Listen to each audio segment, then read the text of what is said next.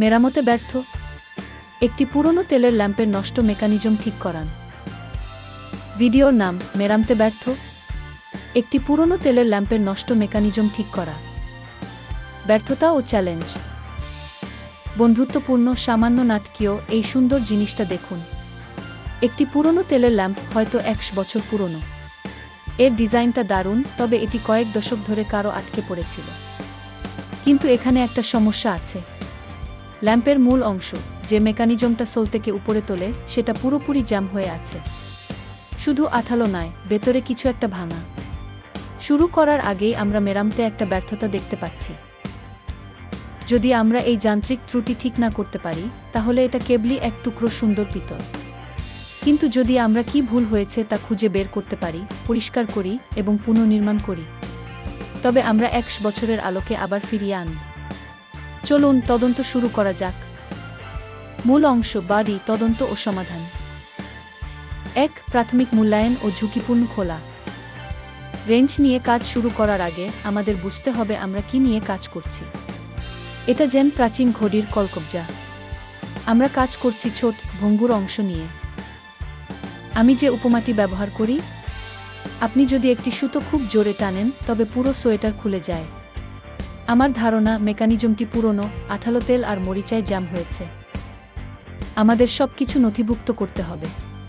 প্রতিটি অংশ আলাদা হচ্ছে ধীরে ধীরে।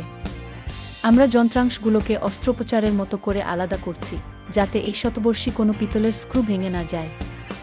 2. জ্যামের উৎস, গভীর পরিষ্কার ও ভিজিয়ে রাখা। যন্ত্রাংশগুলো নিরাপদে আলাদা করার পর এবার নোংরা পরিষ্কারের পালা। এটা কেবলই বাইরের ময়লা নয়, এটা ফসিল হয়ে যাওয়া ময়লা।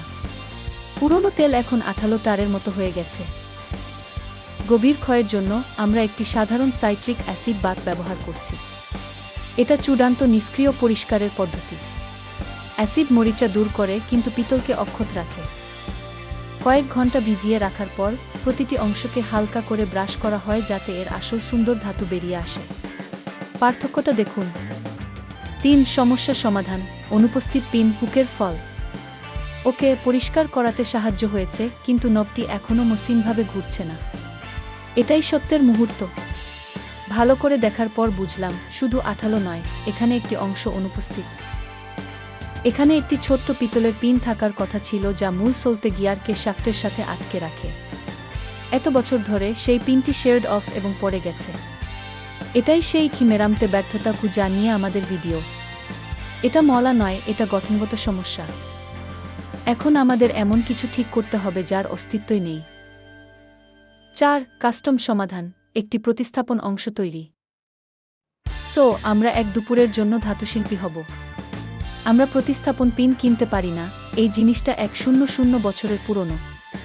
একমাত্র উপায় হলো এটি তৈরি করা। আমি এক টুকরো পিতলের রড নিচ্ছি, গর্তটি পরিমাপ করছি এবং ধীরে ধীরে ফাইল করে এটিকে আমাদের প্রয়োজনীয় সঠিক আকারে আনছি। এটা সবটাই নির্ভুলতা নিয়ে। পিন যদি খুব মোটা হয়, লাগবে না।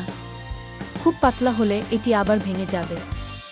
আপনাকে এটিকে অস্ত্রোপচারের মতো করে দেখতে হবে। প্রতিটি স্ট্রোক গুরুত্বপূর্ণ।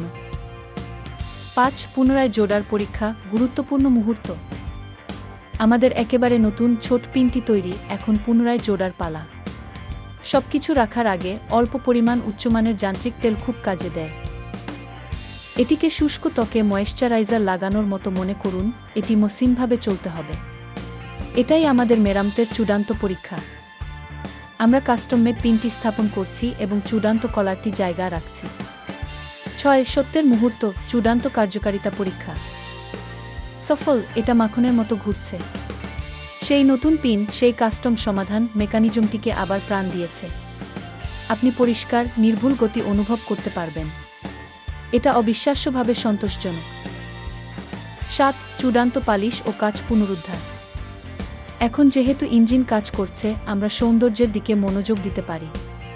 ফাজ, পিতলে সেই সুন্দর অ্যান্টিক দীপ্তি আনতে একটি দ্রুত পালিশ, ফাজ, এবং তারপর আমরা কাচের চিমনিটি পরিষ্কার করব। এখানে ক্ষয়কারী ক্লিনার ব্যবহার করবেন না। আলো যাতে জ্বলজ্বল করতে পারে তার জন্য কেবল সাধারণ সাবান ও জল ব্যবহার করুন।